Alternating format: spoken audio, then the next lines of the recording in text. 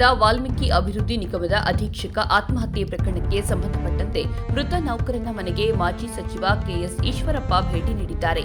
ಶಿವಮೊಗ್ಗ ನಗರದ ವಿನೋಬಾ ನಗರದಲ್ಲಿರುವ ಮನೆಗೆ ಭೇಟಿ ನೀಡಿದ ಅವರು ಮೃತ ವ್ಯಕ್ತಿಯ ಕುಟುಂಬಸ್ಥರಿಗೆ ಸಾಂತ್ವನ ಹೇಳಿದ್ದಾರೆ.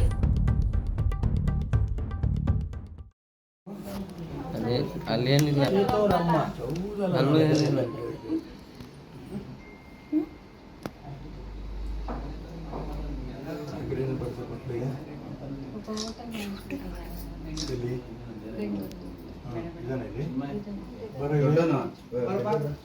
ಪಾಪ